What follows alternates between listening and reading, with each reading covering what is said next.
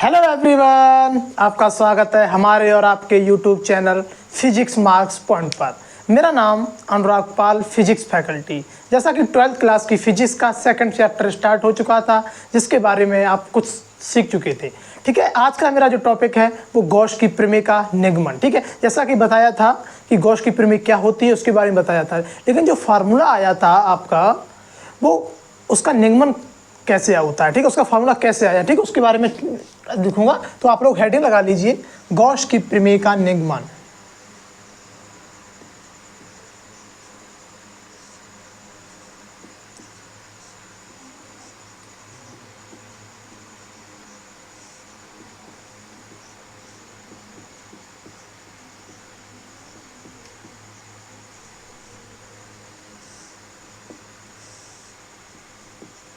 ठीक है, मैंने आपको कल बताया था कि जो गॉस की प्रमेय होती है उसके लिए बंद पृष्ठ का होना बहुत जरूरी होता है, क्योंकि गॉस की प्रमेय वहीं पर अप्लाई होती है जहां पर एक बंद पृष्ठ होता है। ठीक है, तो सपोज दैट मैंने एक कोई गॉसियन पृष्ठ ले लिया, बंद पृष्ठ ले लिया। ठीक है,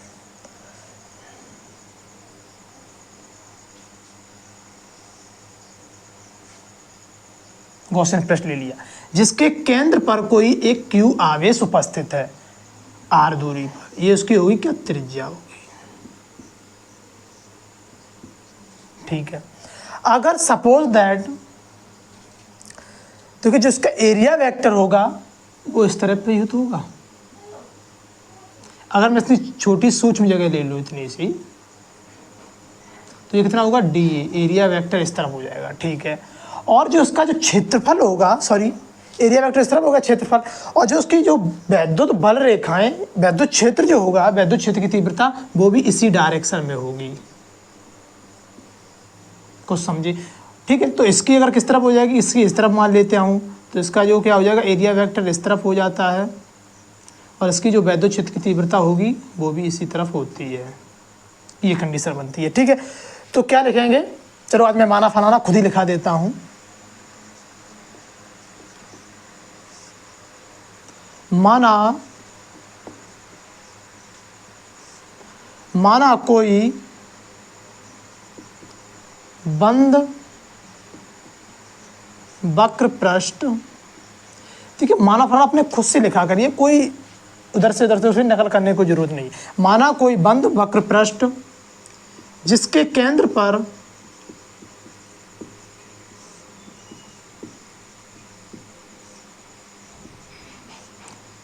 क्यू आवेश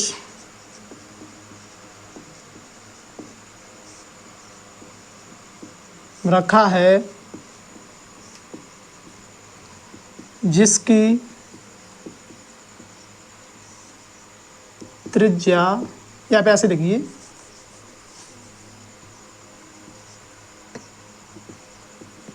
पृष्ठ की त्रिज्या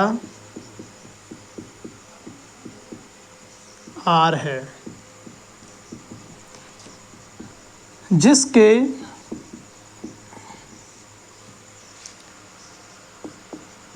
क्षेत्रफल की दिशा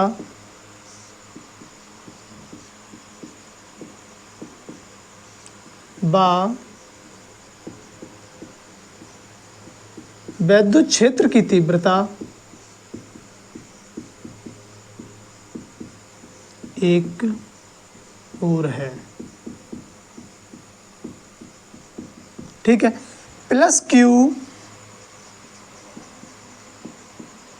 आवेश से, प्लस क्यू आवेश के कारण आर दूरी पर उत्पन्न वैद्युत क्षेत्र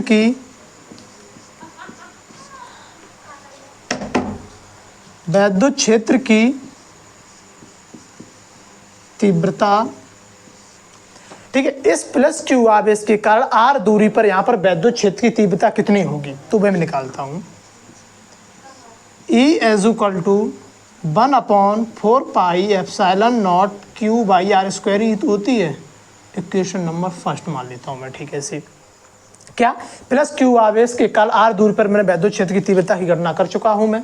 ठीक है। उसके बाद आता है आपका कि गॉस की प्रमेय गॉस की प्रमेय। तो आपने एक सूत्र पढ़ा होगा वैद्युत flux phi E is equal to E into A cos theta. ठीक है सर, पढ़ा है, ठीक है, ये पढ़ा आपने। Phi is equal to E into A cos theta पढ़ा है अपना। अगर मैं इसका एक छोटा सा डी ए वैक्टर लेकर के मैंने सूक्ष्म निकालता हूँ तो उसका क्या हो जाता है, डी फाई हो जाता है, डी ए हो जाता है। ठीक है सर, बिल्कुल सही। तो क्या करते हैं, मैं ई की वैल्यू रखता हूँ यहाँ पर, ई की वैल्यू ये रखता हूँ, तो d phi is equal to 1/4 pi epsilon not q upon r square into d A cos theta. देखिए मैंने आपको बताया था वैद्युत क्षेत्र की तीव्रता की दिशा इस डायरेक्शन में है, उसी डायरेक्शन में एरिया वेक्टर डी ए है, तो थीटा कितना हो जाएगा, 0 डिग्री। मैंने बताया था आपको पहले, ठीक है। तो d phi is equal to 1/4 pi epsilon not q upon r square into d A cos 0 degree. ठीक है, तो दोनों तरफ आप क्या करोगे, इंटीग्रेशन कर दोगे, क्लोज इंटीग्रेशन लगाते हैं ना, इंटीग्रेशन कर दिया। जब इंटीग्रेशन आप कर दोगे, फर्स्ट क्लास में इंटीग्रेशन पढ़ा हुआ। चलिए कल की जो वीडियो आएगी आपके लिए मैथमेटिकल पार्ट 2 के नाम से आएगी, जिसमें बताऊंगा अवकलन करना, समाकलन करना, अर्थात इंटीग्रेशन करना और डिफरेंशिएशन करना बताऊंगा मैं, ठीक है। तो डी फाई क्या हो जाएगा, यहाँ पर फाई हो जाएगा एज इक्वल, ये कांस्टेंट वैल्यू बाहर निकाल ली, 1/4 पाई एप्सिलॉन, ये नीचे दिख रहा है, 1 मिनट रुकना, ठीक है, दिख रहा है, इतना दिख रहा है ना, Q अपॉन आर स्क्वायर, ये कांस्टेंट वैल्यू मैंने बाहर कर ली, डी ए, और कॉस 0 की वैल्यू तो आपको पता है 1 होती है। ठीक है सर, इस तरफ लिखता हूँ मैं, तो फाई एज इक्वल टू, इसने का इंटीग्रेशन कितना, फाई हो गया, ठीक है, phi is equal to 1/4 pi epsilon naught Q upon r square into, देखिए जो डी ए होता है, मैंने आपको बताया था इस गोले का जो वक्र पृष्ठ होता है कितना होता है, 4 पाई आर स्क्वायर, तो मैंने 4 पाई आर स्क्वायर लिख लिया, आर स्क्वायर से आर स्क्वायर कैंसिल हो गया, 4 पाई से 4 पाई दुश्मनी थी, कट के चले गए अपने, तो phi is equal to q upon epsilon naught बचा।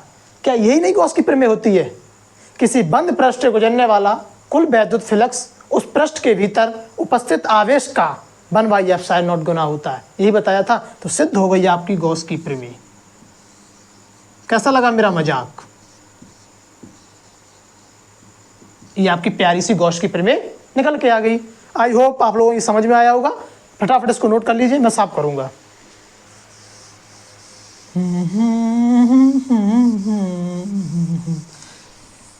चैनल को सब्सक्राइब कर लिया करो, जो आपकी सबसे पहले नोटिफिकेशन आपके पास पहुंचे। पढ़ते रहिए बढ़िया तरीके से, अच्छे से, बोर्ड की बढ़िया तैयारी होगी।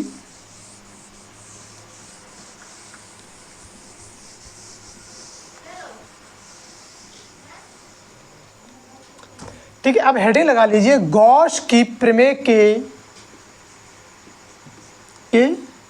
गुण। नंबर 1 पॉइंट में क्या लिखोगे, गॉसीय पृष्ठ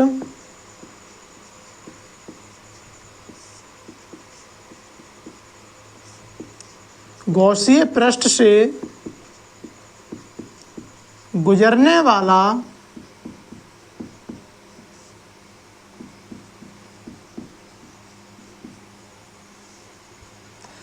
गॉसीय पृष्ठ से गुजरने वाला फ्लक्स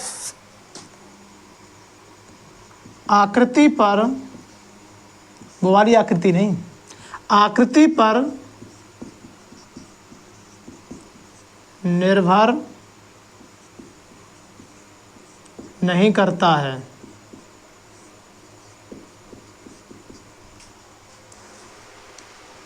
ठीक है, सेकंड पॉइंट में लिखिए,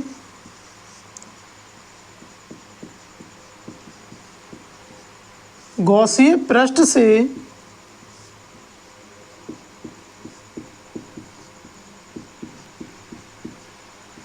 गुजरने वाला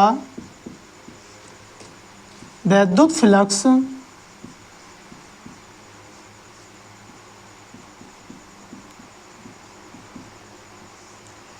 गॉसीय पृष्ठ से गुजरने वाला वैद्युत फ्लक्स पृष्ठ के भीतर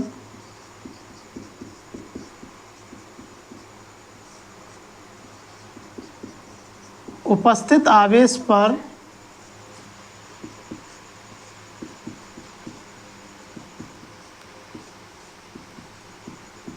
निर्भर करता है। ठीक है, क्या बताया? गॉसीय पृष्ठ से गुजरने वाला वैद्युत फ्लक्स आकृति पर निर्भर नहीं करता है। गॉसीय पृष्ठ से गुजरने वाला वैद्युत फ्लक्स पृष्ठ के भीतर उपस्थित आवेश पर निर्भर करता है। ठीक है, तो ये छोटे छोटे जो पॉइंट होते हैं वो ज़्यादातर लोग नहीं बताते हैं, लेकिन मैंने कहा क्या कि भले ही यहाँ पर बोर्ड की तैयारी चल रही हो आपकी, लेकिन काफ़ी सारे बच्चे, क्योंकि मैं भी एक कंपटीशन से गुजरा हुआ हूँ, तो छोटे छोटे जो पॉइंट होते हैं वो कोई नहीं बताता है, लेकिन कंपटीशन में वो सारे क्वेश्चन आपको लगाने पड़ते हैं, आते हैं, तो 12th के साथ आपके कवर हो जाएंगे। ठीक है, तो ये 2 पॉइंट क्या लिखोगे आप लोग? तीसरा पॉइंट क्या होगा? गॉसीय पृष्ठ से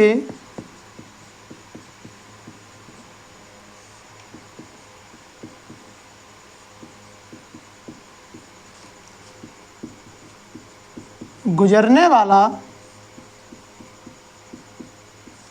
वैद्युत फ्लक्स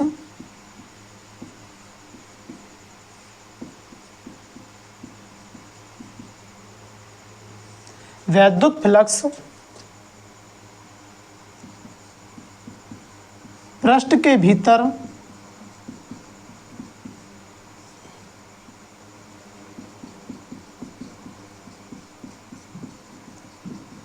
आवेश की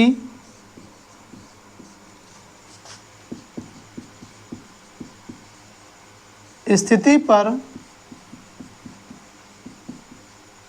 निर्भर नहीं करता है।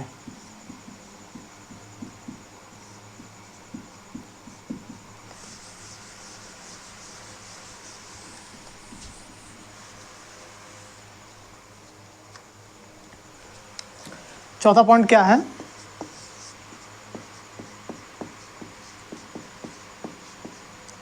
गॉसीय पृष्ठ पर वैद्युत क्षेत्र की तीव्रता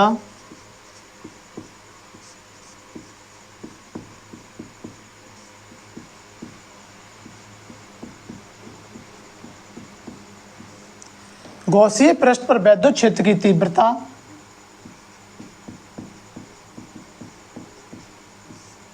गॉसीय पृष्ठ के अंदर या बाहर उपस्थित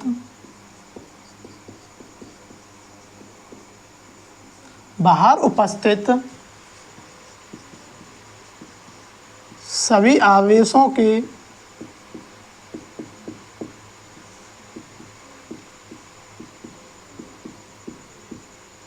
कारण होती है। 5वें पॉइंट में क्या लिखोगे?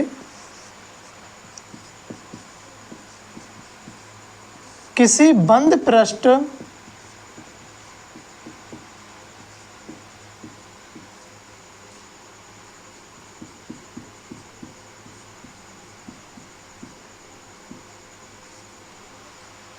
आने वाले फ्लक्स को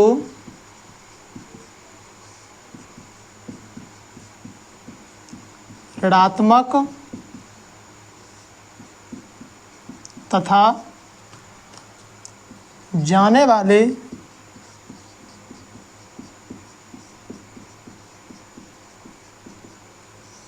फ्लक्स को धनात्मक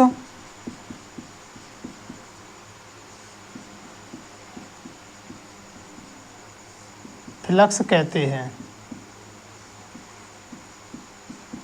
ठीक है, ये पॉइंट आप लोग फटाफट नोट कर लीजिए, मैं साफ करूंगा।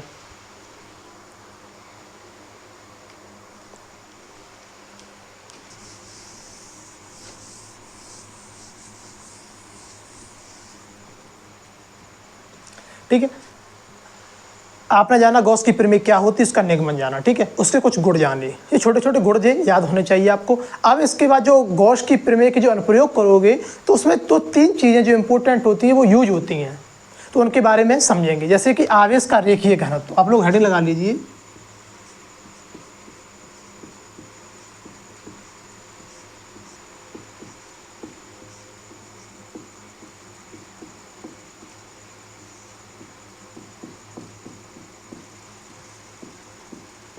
इसका कुछ भी यूज नहीं है, आपके एग्जाम में भी यूज है, लेकिन जो गॉस की प्रमेय के अनुप्रयोग जो आपके बोर्ड परीक्षा में भर भर के पूछे जाते हैं, जो आपकी बोर्ड परीक्षा में भर भर के पूछे जाते हैं, तो उनके अनुप्रयोग आपकी जब डेरिवेशन करोगे तो उनका यूज होता है, तो उसी के लिए सिर्फ कराया जाता है। तो लिखोगे आवेश का रेखीय घनत्व, लिखोगे इससे लैम्डा से व्यक्त करते हैं।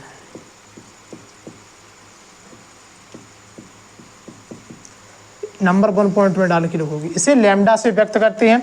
इसका छोटा सा नन्ना सा प्यारा सा एक फार्मूला होता है, lambda is equal to q upon L. बस आपको इस फार्मूले को ही याद रखना है। देखिए बात सुनिए, lambda is equal to q upon L क्या होता है। देखिए मेरा जो मतलब है कि आपको जो चीज़ें अपना टाइम जो देते हो मुझे, तो उसके लिए बस मैं ये सोचता हूँ कि उतने देर में आपको बस सिखाया जाए, कुछ फालतू बात ना की जाए, ठीक है। जिस दिन मौका लगेगा उस दिन आपको बताऊँगा, कुछ हंसी भी कराऊँगा, मजाक भी कराऊँगा। तो क्या होता है, जैसे कि मैंने कोई छड़ ले ली इस कंडीशन से, कोई इस कंडीशन से कोई छड़ ले ली मैंने, कुछ इस कंडीशन से मैंने एक छड़ ले ली, किसी भी प्रकार की कोई छड़ ले ली। इसके भीतर जो आवेश उपस्थित होगा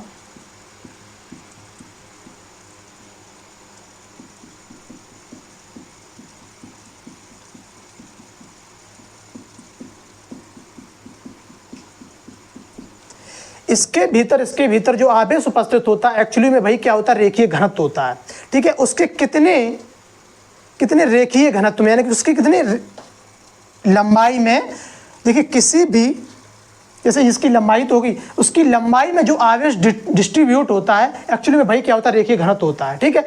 तो उसकी लंबाई में जो आवेश उपस्थित होता है भाई रेखीय घनत्व होता है। इसे लैम्डा से व्यक्त किया जाता है, lambda is equal to q upon L. समझ गए कुछ, ठीक है। बात आती है कि जो क्यू होता है तो उसका मात्रक क्या हो जाएगा,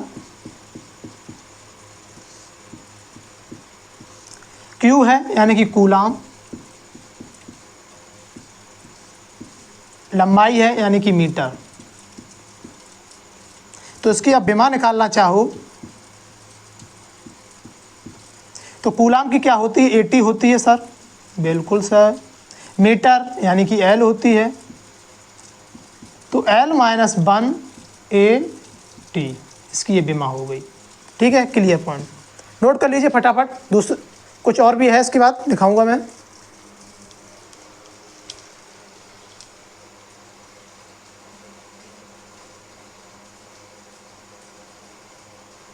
आई होप आप लोग नोट कर लिया होगा, मैं साफ कर रहा हूँ।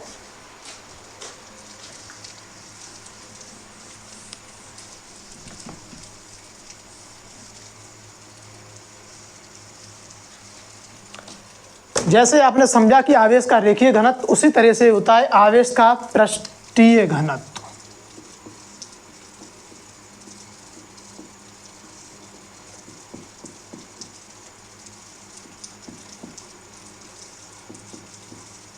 क्या होता है आवेश का पृष्ठीय घनत्व।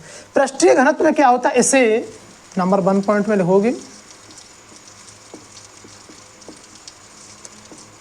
इसे सिग्मा से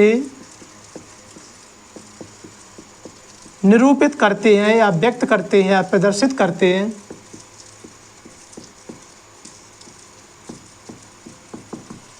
इसका जो छोटा सा नन्ना सा फार्मूला होता है वो Q/A होता है। बस इसी को याद रखना है आपको। कहने का मतलब ये है, जैसे कि कोई एक गोला ले लिया मैंने, ठीक है, कोई मैंने एक पतली सी चादर ले ली, ठीक है। पृष्ठ पर जो उपस्थित आवेश होगा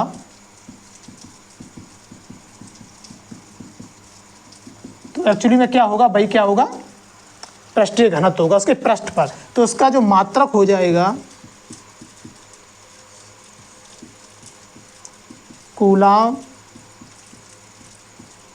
अपॉन मीटर स्क्वायर, AT, चलिए आगे लिखता हूँ, विमा AT upon L square, L -2 AT। फटाफट नोट कर लीजिए इसको आप।